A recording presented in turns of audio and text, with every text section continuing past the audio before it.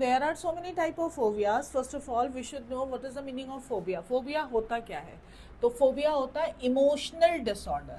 Now, what is the meaning of emotional disorder?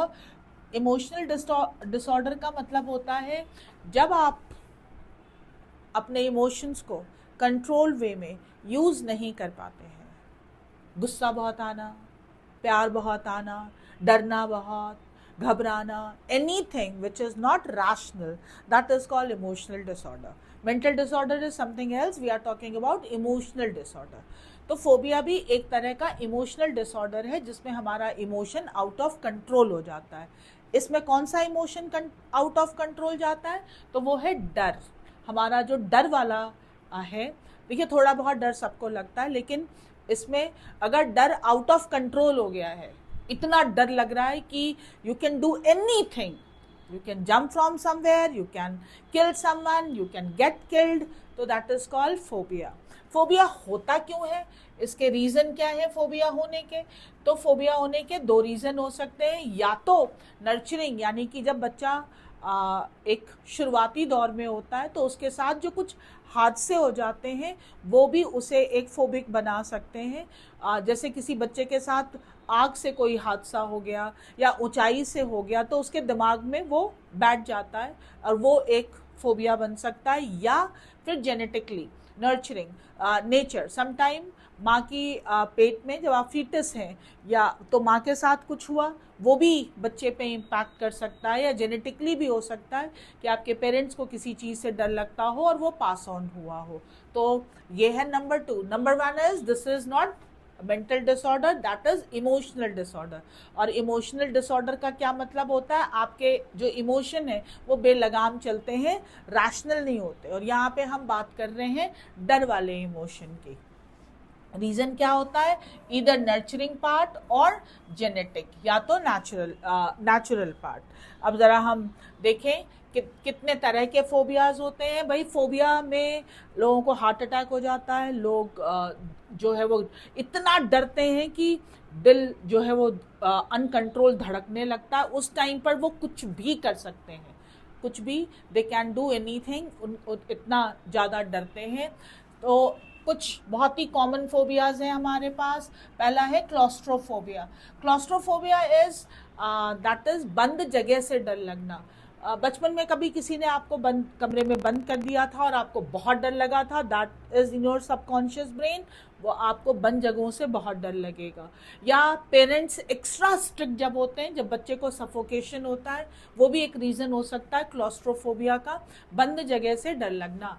Agoraphobia just opposite of it, जब खुली जगह से डर लगता है, ओपन स्पेस से, that is called agoraphobia.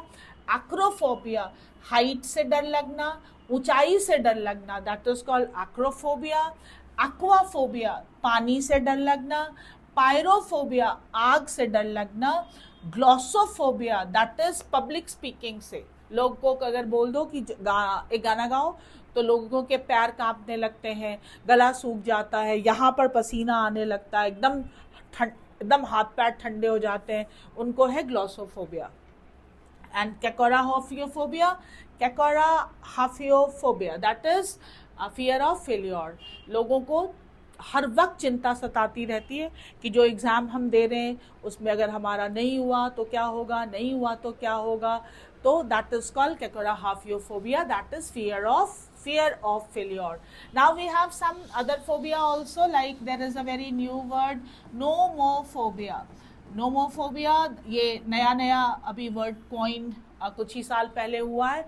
Nomophobia का मतलब होता है नो मोबाइल फोबिया, फोन गुम हो जाने का डर, दैट इज कॉल्ड नोमोफोबिया. ये लोगों का जैसे ही मोबाइल गुम हो जाता है, कुछ और गुम हो जाए, फोन नहीं गुम होना चाहिए.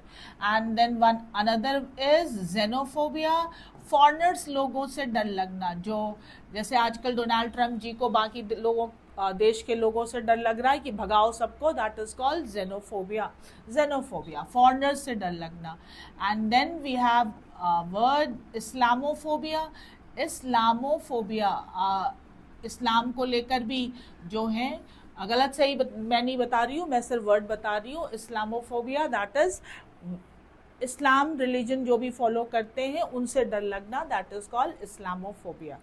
आपको कुछ नहीं करना है, आपको सिर्फ फोबिया जो है वो ऐड करना है और रूट वर्ड लगाना है, रूट लगाइए और फोबिया लगाइए। अगर आपको किताब से डर लगता है तो बिब्लियोफोबिया, पैसे से डर लगता है तो प्लूटोफोबिया, महिलाओं से डर लगता है गायनेफोबिया, पुरुषों से डर लगता है एंड्रोफोबिया। तो आपको जिस चीज़ से डर लगता हो, चूहा बिल्ली छिपकली, आप उसका रूट वर्ड ढूंढ निकालिए और फोबिया लगा दीजिए, आपके पास वर्ड्स आ जाएंगे। हालांकि अगर if you are taking any exam तो these are the most popular phobias जो एग्ज़ाम में आते हैं।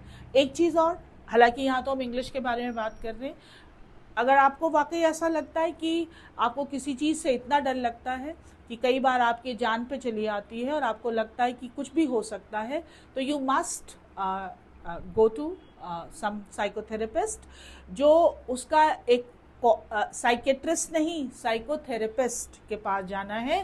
साइकेट्रिस्ट के पास नहीं जाना है और न्यूरोलॉजिस्ट के पास तो बिल्कुल भी नहीं जाना है, क्योंकि ये अलग अलग हैं। बस आप समझ लीजिए एक ऐसा व्यक्ति जो दिमाग की समझ रखता है और आपको बता पाएगा कि आपके अंदर ये डर कहाँ से आया और उसको दूर करने का क्या उपाय हो सकता है। दवाई नहीं देते हैं, काउंसलिंग करते हैं। तो if you have any phobia, go to psychotherapist, and again the warning is not to psychiatrist और neurologist, you have to go to psychotherapist और उसका इलाज करा लीजिए। क्योंकि कई बार कोई एक भय कई बार हमारे दिमाग पे इतना डोमिनेट कर जाता है कि अनहोनी हो सकती है। फिर मिलेंगे अगले वीडियो में कुछ और इंटरेस्टिंग वर्ड्स के साथ। Thank you.